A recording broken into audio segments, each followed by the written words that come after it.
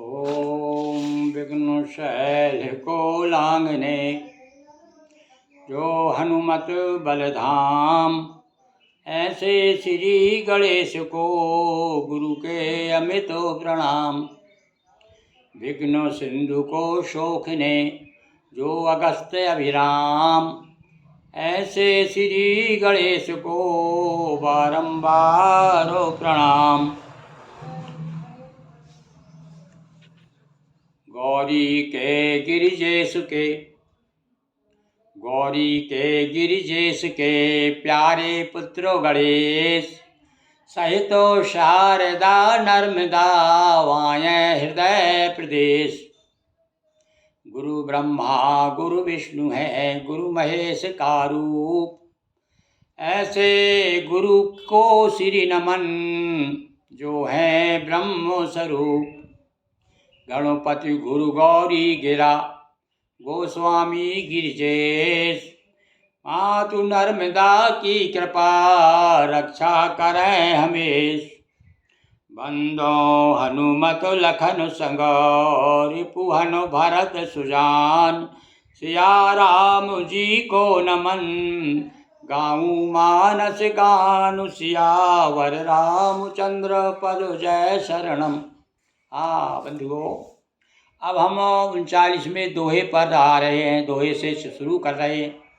रोज नित्य प्रति आपको एक दोहे से दूसरे दोहे तक बीच की चौपाइयों और दोहे का अर्थ अपनी मति के अनुसार और जैसा कि रामायण में दिया है वह समझाने का प्रयास कर रहे हैं। रोज एक दोहा धारावाहिक रामायण चल रही है। देखिए, भगवती गोस्वामी जी की कृपा और गोस्वामी जी के जो परम प्रिय हनुमान जी के परम प्रिय राम जी, और इन सब की कृपा हम पर बरस रही है। इसलिए नियमित चल रहा है काम, और नहीं तो सब ग्रह कार्य नाना जंजाला बड़ा मुश्किल है। समय नहीं मिल पाता भाई, बैठ नहीं पाते, 5 मिनट बैठना मुश्किल है। तो इसलिए हमने शुरू किया है कम से कम 5-10 मिनट तो भगवान का नाम हो जाए, गुणानुवाद हो जाए। सवेरे भगवान शिव का अभिषेक हो जाता है 20 मिनट का, और 10 मिनट का ये हो जाता है। ये भगवान शिव की कृपा, नर्मदा जी की कृपा, उनसे प्रार्थना करते हैं कि नियमित रूप से जब तक सांसें हैं तब तक, और देखें कितने दिन चलता है। हम चाहते हैं कि कम से कम पूरी मानस आप सबको ये एक एक दोहा सुना करके और पूरी करें। इसका वीडियो भी बन रहा है, आप तक वीडियो बन के द्वारा भी पहुंच रहा है, उसका भी आप लाभ लीजिए। और साथ साथ में हमारे चैनल को सब्सक्राइब कीजिए, ताकि आपको रोज़ नए नए दोहे, नई नई कविताएं और अनेक पुराण, शिव पुराण, विष्णु पुराण, देवी भागवत पुराण, भागवत पुराण, और ये सब पुराणों की कथाएं हमने दोहा चौपाइयों में तैयार की है आप लोगों के लिए। तो जैसी जिसकी जो रुचि हो उस हिसाब से आप उसका आप ग्रहण कीजिए, आनंद लीजिए। तो चलते हैं अपन कथा की ओर। अभी हम राम कथा, राम का चरित्र, राम का यश और इन सब को लेकर के तुलसीदास जी रूपक तैयार कर रहे हैं। और अब संकेत भी कर रहे हैं कि भैया रामायण का सबसे पहले शिव विवाह गाऊंगा मैं, उसके बाद जन्म होगा, उसके बाद में वो युद्ध होगा। सब उस संकेत में सूचना दे रहे हैं कथा में अंदर क्या है। अब देखिए अब क्या कहते हो। राम भगति सोरठ सरितई जाई, मिली सुकीरत सरजु सुहाई। अब यहाँ मैंने बताया ये भगवान का यश क्या है, वो सरयू है। और भगवान की कथा क्या है, रामचरित्र, राम की भक्ति क्या है। राम की भक्ति को बता दिया गंगा जी, राम की भक्ति गंगा जी है, और सरयू जो है राम का यश है। दोनों का मिलन हो रहा है। और सहानुज राम समर जसु पावन। अब कभी कभी क्या है, नदियों में कोई बड़ा नद आकर के मिल जाता है। अब उन्होंने कल्पना की तो बड़ा नद बता दें, बड़ा नद जैसे कि हमारे नर्मदा नदी में तवा नाम का एक बहुत बड़ा नद है। वो तवा जिसे नदी कहते लोग का नद है, वो बड़ा, वो मिला आकर के। तो इसी प्रकार से अब इन्होंने कहा भाई, अब हमने बता दिया कि सरयू है, सरयू राम का यश है, राम की भक्ति गंगा जी है। और उसके साथ में एक नद मिलता है। तो नद क्या बता दिया उन्होंने, काय का रूप दिया, बोले सानुज राम समर जस पावन। सानुज यानी छोटे भाई अनुज सहित राम जी का जो युद्ध हुआ रावण से, उसका जो यश है, वो पावन यश जो है, वो एक महानद आकर के इसमें मिल गया है।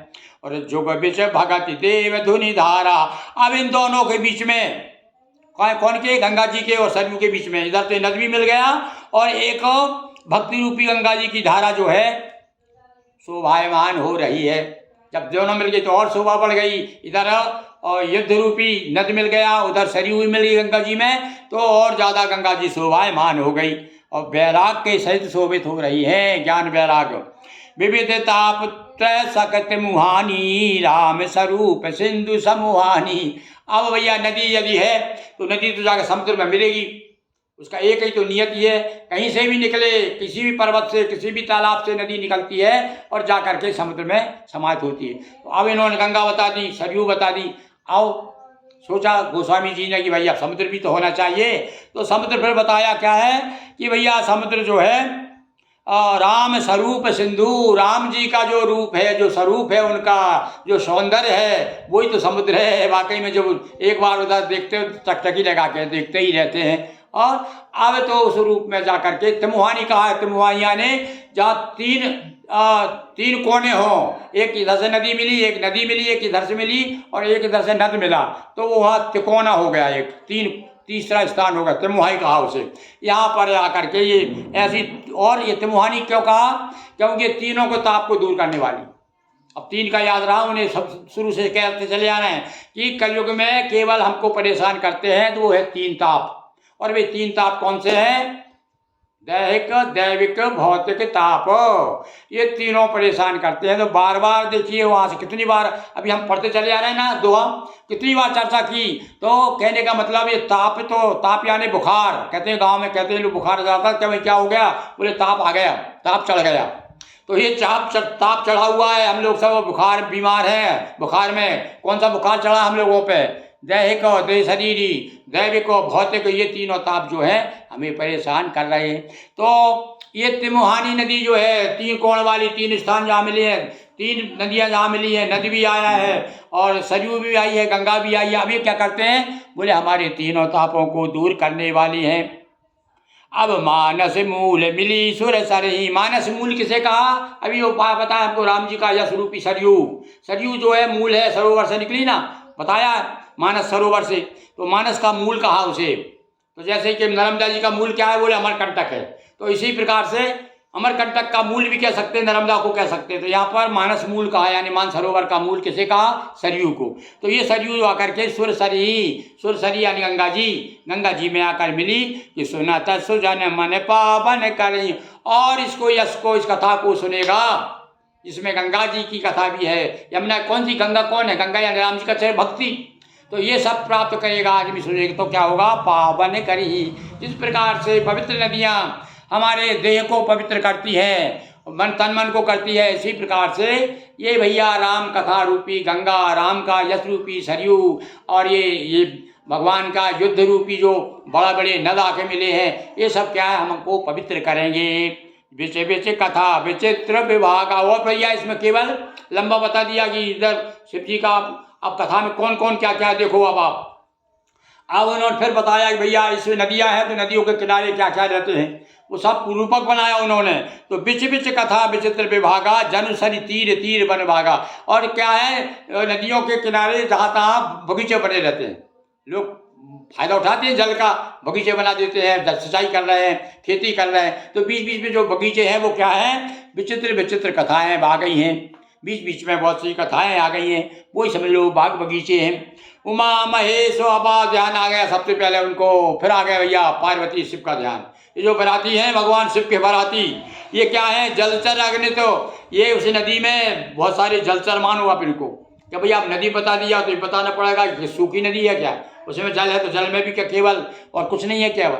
ऐसी नदी हो ही नहीं सकती जिसमें जीव जंतु ना हो, जिसमें मछली ना हो, कच्छप ना हो, मगर ना हो। तो ये जो जीव जंतु हैं तो वे कौन है? ये भगवान शिव के साथ में भूत प्रेत जो बराती थे ना, ये सब उसके जो है जीव जंतु हैं। और रघुबर जन्म आनंद बधाई भंवर तरंग।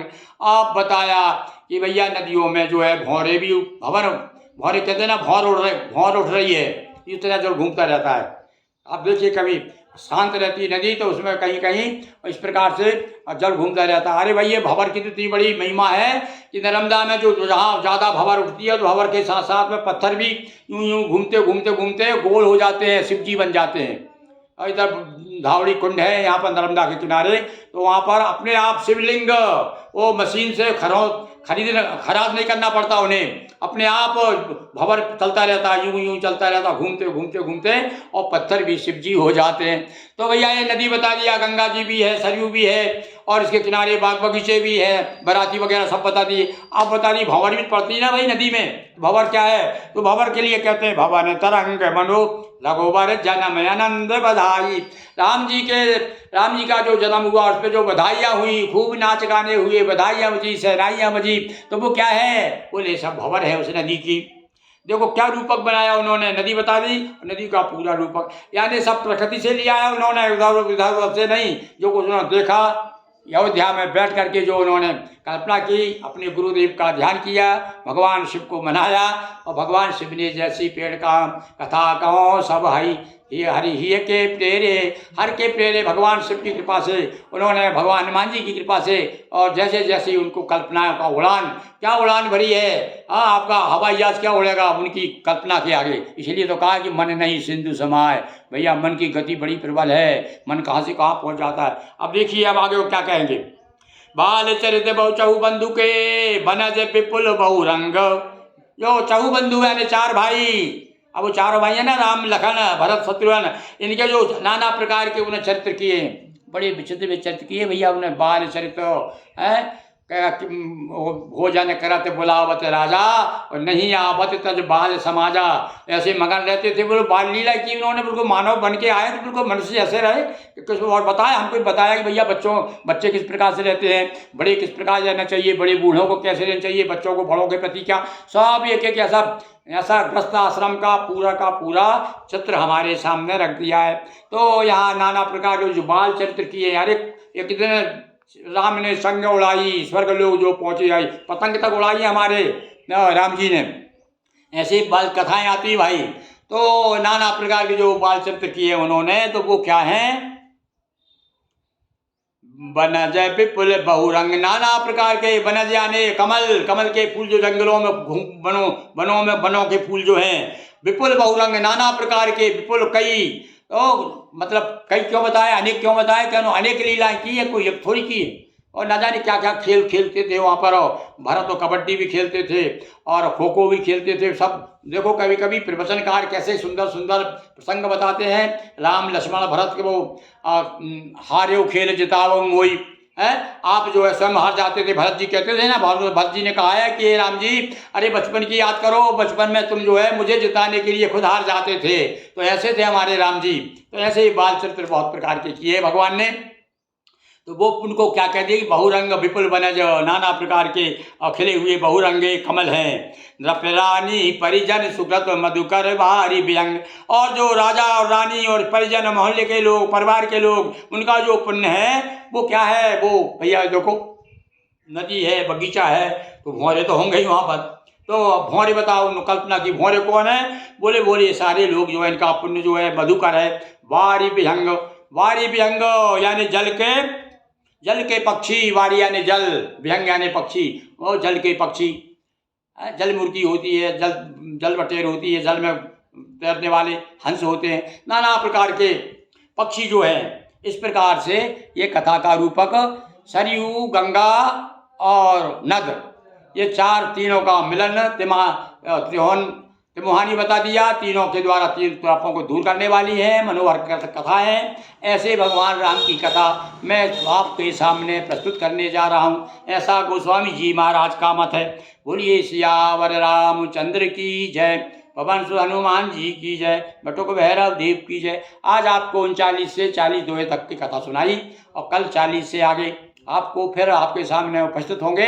और आनंद लीजिए, बिल्कुल थोड़ा समय दीजिए, सुबह 6 बजे उठिए और कथा सुनिए, बड़ा आनंद आएगा आपको लगेगा कि भैया ये देखो किस प्रकार से आप पाठ तो अपन सभी करते हैं जीवन भर, हमने भी बहुत एक दो बार तो किया ही होगा रामायण जी का पाठ, पर वो पाठ करने के बाद एक अलग आनंद है, और इसका जो अर्थ सहित पाठ कर रहे हैं, पारायण कर रहे हैं, इसका एक अलग आनंद है। तो निश्चित रूप से आप लोगों से मैं आग्रह करूंगा, हे राम जी के भक्तों, अब आप आसक्त तो नहीं है, आसक्त नहीं है। जो भक्त है वो आसक्त नहीं है और विभक्त नहीं है। तो हमारे विभक्त का मतलब हमारी बुद्धि जो है बटी हुई नहीं होना चाहिए। जिस समय चाहे 5 मिनट 10 मिनट हम भगवान का जब नाम लें, उनकी कथा सुनें, तो बिल्कुल सारी व्यथाओं को दूर करके कथा सुने। तो चलिए देखें कल कितने लोग मुझे संपर्क करते हैं, अपना प्रतिक्रियाएँ देते हैं, कितने लोग जो हैं सब्सक्राइब करते हैं, सदस्य बनते हैं, कितने लोग फॉलो करते हैं और कितने लोग लाइक करते हैं, ये मैं कल देखूँगा। बहुत बहुत आपके लिए जय जय श्री राम।